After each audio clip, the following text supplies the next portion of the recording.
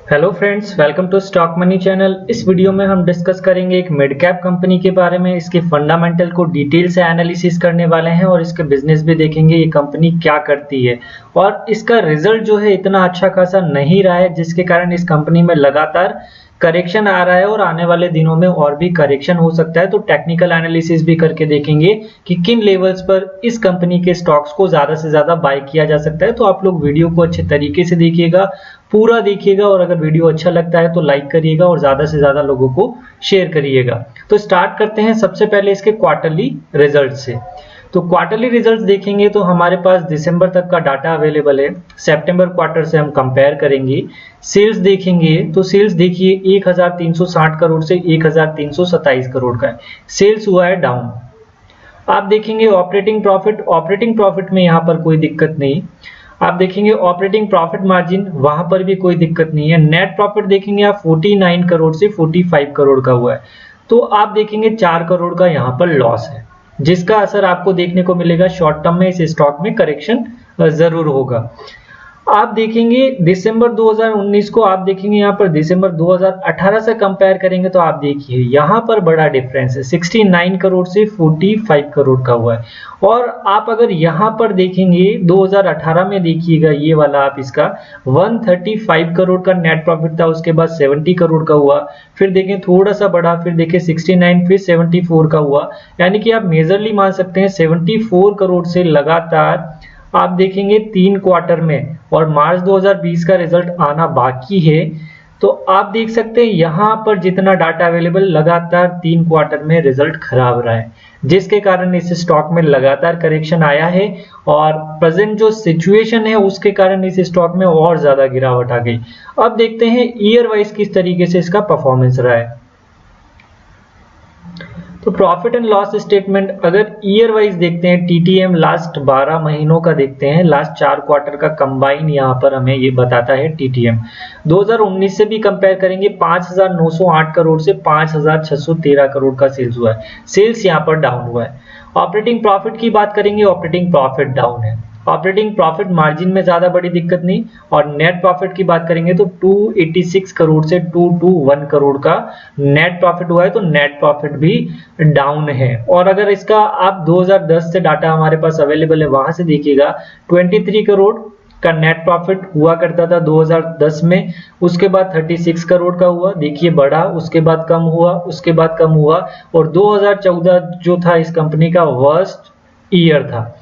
उसके बाद देखें 2015 से इस कंपनी ने कमबैक किया, बहुत अच्छा 68 करोड़ का, फिर देखें 111 करोड़ का, 111 करोड़, 165 करोड़, फिर 300 करोड़ के आसपास नेट प्रॉफिट देना स्टार्ट किया। और अभी 2019 में इतना अच्छा खासा नहीं रहा, और फिर देखें तो 221 करोड़ का हुआ है। तो ओवरऑल देखते हैं तो ये कंपनी अच्छी है, बिजनेस अच्छा है, लेकिन जो प्रेजेंट सिचुएशन चल रही है, और ये स्टॉक बिलोंग करता है, मैं आपको बता देता हूं, ऑटो सेक्टर से ये स्टॉक बिलोंग करता है। और ऑटो सेक्टर अगर आप स्टॉक मार्केट में रेगुलर हैं तो आपको पता होगा कि पिछले 1 से 1.5 साल में ऑटो सेक्टर कितना डाउन रहा है। अगर वो सिचुएशन को देखते हैं तो इस कंपनी ने ज्यादा खराब परफॉर्म नहीं किया है, लेकिन स्टॉक के प्राइस में ज्यादा गिरावट आ गई है। तो उसका एडवांटेज एक लॉन्ग टर्म इन्वेस्टर्स को जरूर उठाना होता है, और किस तरीके से उठाना है वो भी इसी वीडियो में डिस्कस करेंगे।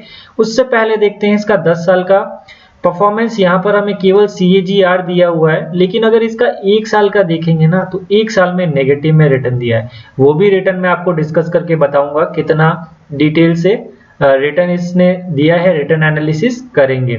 अब हम देखते हैं इस कंपनी के फंडामेंटल्स पैरामीटर। रिजल्ट हमने डिस्कस कर लिए कि रिजल्ट खराब रहा है, जिसके कारण इस स्टॉक में करेक्शन आया है और सेल्स में कमी आई है उसके कारण। तो आपको रीजन पता चले हैं कि स्टॉक में करेक्शन किस लिए हो रहा है। सेल्स डाउन है, प्रॉफिट डाउन है, that's why stock is going down. तो अब हम क्या करेंगे, इसके फंडामेंटल्स पैरामीटर को देखेंगे। तो मार्केट कैप देखिए 7522 करोड़ का है। करंट प्राइस देखें तो 286.85 रुपीज का अभी चल रहा है।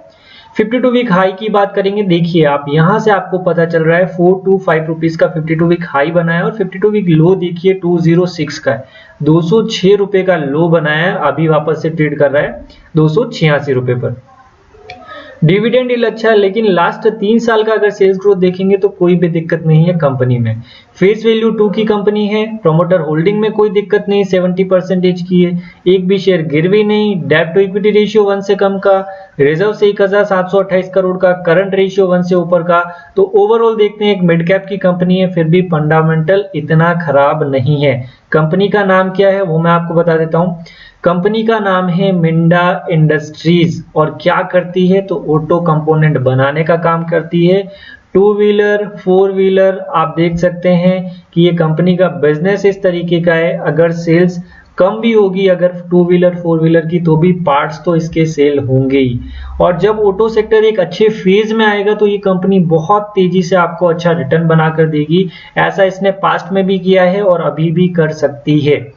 आप देखेंगे इसका रिटर्न अगर हम देखें तो रिटर्न की अगर बात करते हैं तो आप देखिए 1 वीक में अगर देखें सेंसेक्स अच्छा बढ़ा है, लेकिन स्टॉक ने ज्यादा अच्छा परफॉर्म नहीं किया। 1 मंथ में बात करें तो 9.47% का रिटर्न इस स्टॉक ने भी दिया।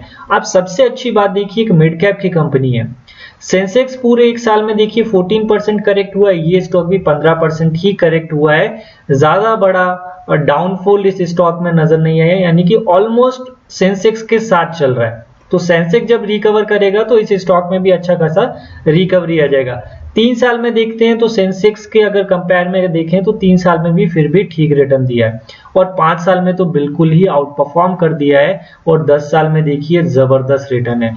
तो अगर जिनका नजरिया 5 साल से ऊपर का है, इवन 3 साल से भी ऊपर का है, 3 से 5 साल का, तो इस कंपनी में आप लोग SIP कर सकते हैं, यहां से हमें पता चल रहा है। अब हम देखते हैं इस कंपनी का शेयर होल्डिंग पैटर्न। तो शेयर होल्डिंग पैटर्न देखेंगे तो आप देखिए मार्च 2020 का भी हमारे पास यहाँ डाटा अवेलेबल है। तो प्रमोटर की होल्डिंग में कोई चेंजेस नहीं, एफआईज ने होल्डिंग घटाई है, जबकि म्यूचुअल फंड ने होल्डिंग्स बढ़ा दी, इंश्योरेंस कंपनीज ने होल्डिंग बढ़ा दी, अदर डीआईज ने होल्डिंग ना के बराबर घटाई है, और नॉन इंस्टीट्यूशनल इन्वेस्टर्स ने होल्डिंग घटाई है।